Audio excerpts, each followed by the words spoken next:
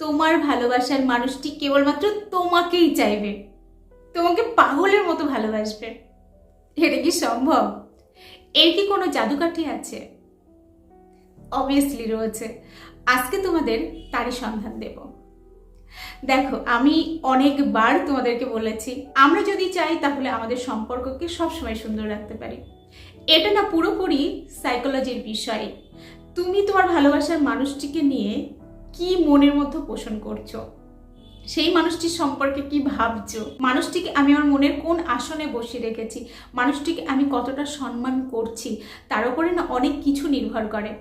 দেখো, সম্পর্কের প্রথমে আমাদের সবার সম্পর্ক সুন্দর থাকে, এটা আমরা প্রত্যেকেই জানি। তো কেন থাকে? তার কারণ কিন্তু প্রথম দিকে আমাদের একে অপরের প্রতি প্রচুর কিন্তু সম্মান থাকে, একে অপরের প্রতি বিশ্বাস থাকে, একে অপরকে আমরা কিন্তু ভালো রাখার মানসিকতা রাখি, তার জন্যই কিন্তু সম্পর্কটা অত সুন্দর থাকে। কিন্তু যত দিন যায় আমাদের কি হয়, ছোট্ট ছোট্ট বিষয় নিয়ে আমাদের মধ্যে বিভিন্ন নেগেটিভ মতামত তৈরি হয় এবং ওটা কিন্তু মনের মধ্যে জমতে থাকে। একটা সময়ের পর কিন্তু আমাদের মনের মধ্যে তাকে নিয়ে অনেক অভিযোগ তৈরি হয় এবং পরবর্তীতে আগের ওই ছোট্ট ছোট্ট ঘটনাগুলো একটু একটু করে বাড়তে থাকে এবং তার জন্যই কিন্তু মানুষটির প্রতি আমাদের মনে না ভালো লাগা কাজ করতে শুরু করে। এটা কিন্তু ধীরে ধীরে বাড়তে থাকে, একটা সময়ের পর সেটাই কিন্তু বড় আকার ধারণ করে। তো তোমরা অনেকেই আমাকে প্রশ্ন করেছো যে বৈবাহিক জীবনে আমরা কি করলে একে অপরকে নিয়ে ভালো থাকতে পারবো, একে অপরের ভালোবাসার মানুষ হয়ে উঠতে পারবো, বা ধরো আমি কাউকে ভালোবাসি, আমি চাই তার জীবনে আরও গুরুত্বপূর্ণ অবদান রাখতে, মানুষটিকে ভালো রাখতে এবং নিজেও ভালো থাকতে, এবং সঙ্গে কি করলে সেও আমাকে ভালোবাসবে। দেখো, এর জন্য না স্রেফ একটা কাজ করো, প্রতিনিয়ত দুজনেই বলতে থাকো আমরা সম্পর্কের মধ্যে খুব ভালো আছি, আমাদের দুজনের মধ্যে খুব সুন্দর বন্ডিং, আমরা একে অপরকে নিয়ে সুখে আছি। এটা মনে মনে ভাবতে থাকো এবং প্রকৃতিতে বলতে থাকো। তুমি ইউনিভার্সকে জানাও যে তুমি তোমার সম্পর্কে হ্যাপি। এটা কিছুদিন করতে থাকো, ম্যাজিকের মতো কাজ দেবে। আসলে আমরা জানি আর না জানি আমাদের গোটা লাইফটা কিন্তু অ্যাফার্মেশনের ওপর চলে।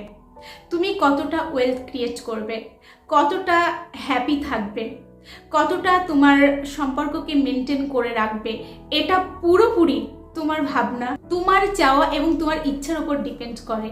কিন্তু ম্যাক্সিমাম মানুষ এই রহস্যের কথা জানে না, তার জন্যই কিন্তু সম্পর্কগুলো এলোমেলো হয়ে যায়। অনেকে রয়েছে আর্থিক দিক দিয়ে ক্ষতিগ্রস্ত হয়, জানেই না কিভাবে অ্যাফার্মেশন করতে হয়। তো অন্য কিচ্ছু না, তুমি লাইফে যেটা চাইছো, ধরো তুমি চাইছো সম্পর্কটা সুন্দর রাখতে, তাহলে প্রথম তোমার কাজ হচ্ছে তুমি সম্পর্কে ভালো রয়েছো, মানুষটিকে নিয়ে তুমি হ্যাপি এবং তোমরা আগামীতেও খুব ভালো থাকবে, এটা শুধু ভেবে যাও মনে মনে। তারপরে এর জাদু দেখে না তুমি নিজেই অবাক হয়ে যাবে। আর এর সঙ্গে অবশ্যই আরও কিছু কাজ করতে হবে। যেমন প্রথম কাজ হচ্ছে মানুষটির সঙ্গে নিখাদ বন্ধুত্ব তৈরি করা, একে অপরের সঙ্গে মন খুলে কথা বলা, নিজের মধ্যে কোনো কিছু না গোপন করো না, কোনো কিছু লুকিও না মানুষটির থেকে, মিথ্যা কথা বলো না, নিজেকে একটা সৎ জায়গায় রাখার চেষ্টা করো।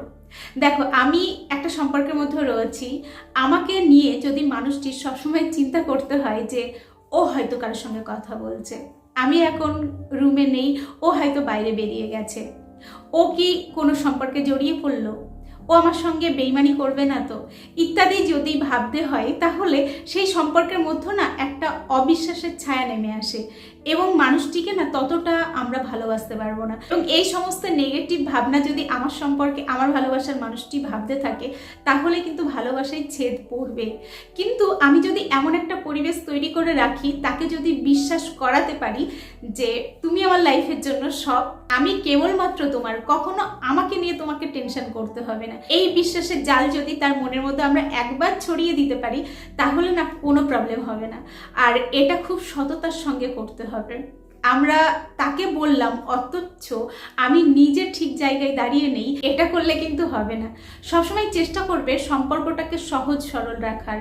দেখো, আমি যদি তার সঙ্গে সুন্দর ব্যবহার করতে জানি, তাকে যদি ভালো রাখি, সেও যদি আমাকে ভালো রাখে, তাহলে কি হয় জানো তো, আমার ধরো মন খারাপ, আমার কিন্তু সর্বপ্রথম ওই মানুষটার মুখই মনে আসবে। আমার মনে হবে কখন মানুষটির সঙ্গে এটা শেয়ার করব। ধরো আমার কোনো একটা ভালো মোমেন্ট এসেছে, সেটাও কিন্তু আমি তাড়াতাড়ি তার সঙ্গে শেয়ার করতে পারবো। যদি সম্পর্কটা সেই লেভেলে তৈরি করতে পারি তাহলেই কিন্তু। তো তোমরা চেষ্টা করো সম্পর্কটা যেন বন্ধুত্বপূর্ণ থাকে।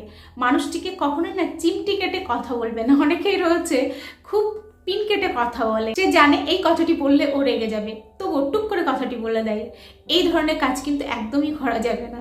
এবং এর সঙ্গে যেটা করবে, মানুষটিকে না প্রশংসা করো, তাকে মোটিভেট করার চেষ্টা করো।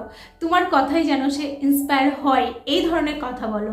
তাহলে দেখবে তোমার প্রতি না একটা আলাদা তার টান তৈরি হচ্ছে, মায়া তৈরি হচ্ছে। আমরা তো তাকেই পছন্দ করি যে আমাদের একটু ইন্সপায়ার করে, একটু এগিয়ে যাওয়ার অনুপ্রেরণা যোগায়। তাকে কিন্তু আমরা সকলেই পছন্দ করি। তো তুমি হও সেই মানুষটা, যেই মানুষটিকে সে সব থেকে তার কাছে মনে করবে। ওই মানুষটি কিন্তু তোমাকে হয়ে উঠতে হবে। দেখো, এর সঙ্গে আরও যেটা গুরুত্বপূর্ণ সেটা হলো দুজন দুজনের যেন বোঝাপড়াটা ঠিক থাকে, দুজন দুজনকে যেন ভালো বুঝতে পারো, এরকম একটা পরিবেশ তৈরি করো। আর একে অপরকে সম্মান করে কথা বলো। এর সঙ্গে না নিজেরও যত্ন করবে, নিজেকে পরিপাটি করে রাখবে, নিজের কেরিয়ারের দিকে ফোকাস দেবে। লাইফের সব কিছুকে বাদ দিয়ে কেবলমাত্র প্রেম নিয়ে পড়ে থাকবে না। তুমি যদি তোমার লাইফে সাকসেস না পাও, তখন কিন্তু প্রেমটা বিষাক্ত হয়ে উঠবে, একদমই ভালো লাগবে না। আর অবশ্যই এড়িয়ে যাবে এক কথা বারবার বলা। অনেকে রয়েছে এক কথা বারবার বলে, বুঝতে পারছে যে এটা পছন্দ করছে না, তবুও বলে যাচ্ছে। এটা না করবে না। তোমার যদি কোনো বিষয়ে অস্বস্তি হয়, তাহলে সেটা সুন্দর করে বুঝিয়ে একবার বলো। যদি সে শুনলো তো ভালো, যদি না শুনলো তাহলে সেটা ছেড়ে দাও। তুমি যখন বিষয়টা ছেড়ে দেবে, তখন কিন্তু সে বুঝতে পারবে তার ভুলটা। তো এগুলিই হচ্ছে সম্পর্ক ভালো রাখা জাদুকাঠি। বিশাল কিছু নয়, সাধারণ কয়েকটা বিষয় যদি আমরা ফলো করি, তাহলে আমরা প্রত্যেকে আমাদের সম্পর্কটা খুব ভালো রাখতে পারবো। তো চলো, আজকের ভিডিও এখানেই শেষ করছি। এতক্ষণ আমি তোমাদের সঙ্গে ছিলাম তোমাদের বন্ধু রুজিনা ব্যানার্জি। আবার দেখা হচ্ছে নেক্সট ভিডিওতে। ততক্ষণ সকালে ভালো থেকো, সুস্থ থেকো।